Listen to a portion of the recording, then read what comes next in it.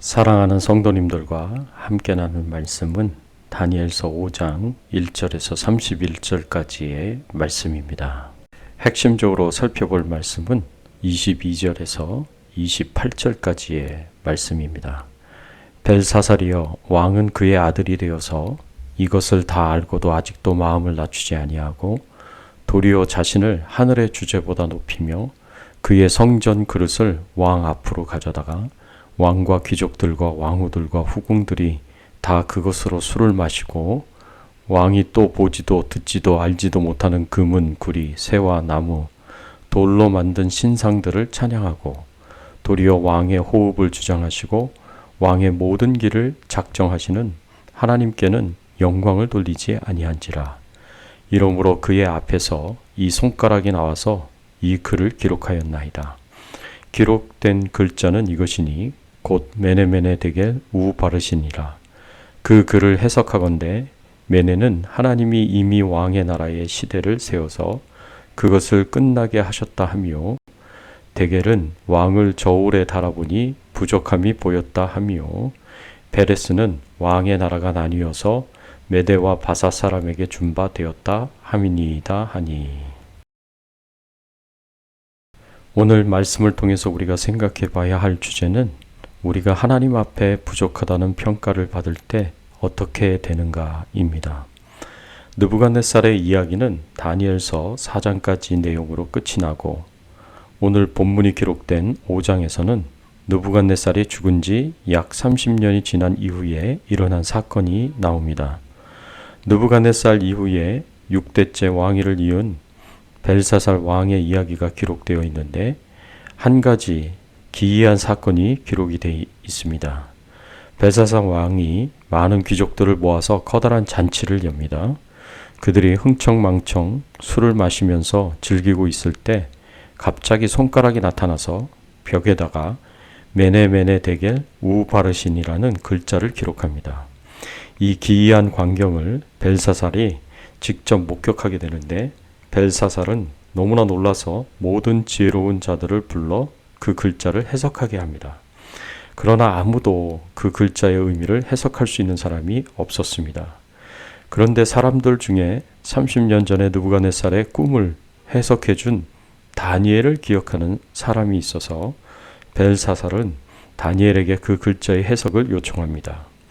다니엘이 그 글자를 보고 하나님께서 그 글자를 주신 이유와 의미를 설명해 주는데, 하나님께서 이 글자를 주신 이유는 한마디로 벨사살 왕이 교만하였기 때문에 주신 것이라고 다니엘은 설명해 줍니다.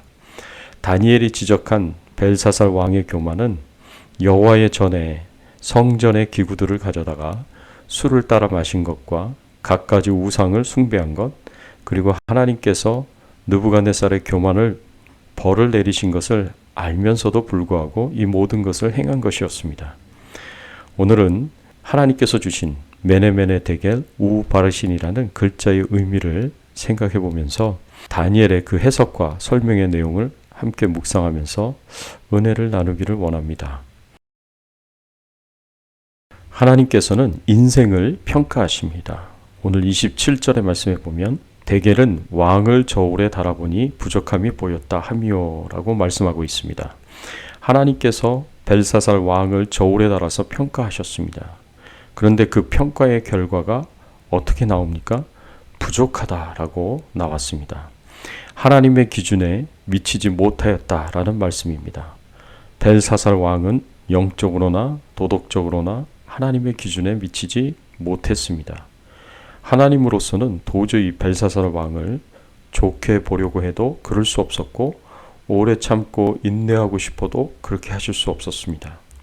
생각해 보십시오. 벨사살 왕은 하나님의 존재에 대해서 잘 알고 있었습니다. 예전에 벨사살의 아버지인 느부갓네살 왕은 2번의 꿈을 통해서, 풀무불의 기적을 통해서 하나님의 능력과 권세를 이미 체험했습니다. 그리고 무엇보다도 7년간 왕위에서 쫓겨나 짐승 같은 생활을 한 것을 통해서 느부갓네살 왕은 하나님의 능력과 위대하심을 철저하게 깨달았습니다. 느부갓네살 왕에게 역사하셨던 하나님의 능력과 권세를 벨사살 왕도 잘 알고 있었습니다. 그래서 다니엘이 22절 23절에 이렇게 말씀합니다. 벨사살이여, 왕은 그의 아들이 되어서 이것을 다 알고도 아직도 마음을 낮추지 아니하고 도리어 자신을 하늘의 주제보다 높이며 라고 말씀합니다. 벨사살 왕은 하나님의 능력과 권세를 다 알고도 하나님을 거역하고 스스로를 높였습니다. 어떻게 하나님을 거역합니까? 성전에서 여호와를 높이고 섬기는 일에 쓰이는 지극히 거룩한 기구에 술을 따라 마셨습니다. 하나님의 거룩한 소유를 죄악과 방탕을 위하여 사용했습니다.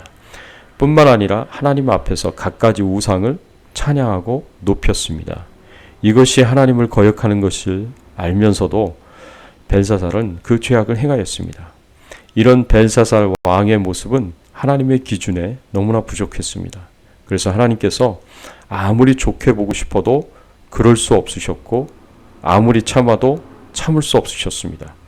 이처럼 하나님께서 벨사살 왕을 평가하듯이 우리를 평가한다면 우리는 과연 어떠한 평가를 받을 수 있을까요? 생각해 보십시오. 하나님의 저울로 우리의 모든 삶을 저울질 하신다면 우리는 넘치는 자가 되겠습니까? 아니면은 벨사살 왕과 같이 부족한 자가 되겠습니까? 생각해 보십시오. 하나님은 우리의 모든 삶의 내용을 평가하실 것입니다. 영적으로 올바른 상태에 있는가? 하나님의 뜻대로 가정생활, 사회생활, 교회생활을 잘하고 있는가? 모든 부분을 평가하실 것입니다. 이런 하나님의 평가 앞에서 우리는 담대할 수 있겠습니까? 떳떳할 수 있겠습니까? 우리가 하나님 앞에서 부족하다는 평가를 받을 때 어떻게 될 수 있습니까? 하나님께서는 부족한 평가를 내린 인생에게는 축복의 손길을 거두실 수 있습니다. 하나님께서는 부족하다는 평가를 내린 벨사살 왕에게 축복의 손길을 거두십니다. 본문에서 하나님께서는 두 가지 역사로 그 축복을 거두어 가십니다.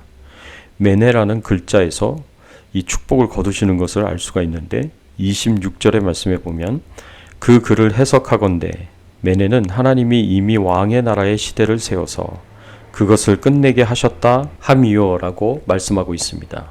이 말씀을 보면 하나님께서 바벨론의 횟수를 세셨습니다.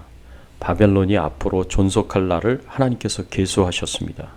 그런데 그날이 아직 남았음에도 불구하고 하나님께서 어떻게 하셨습니까?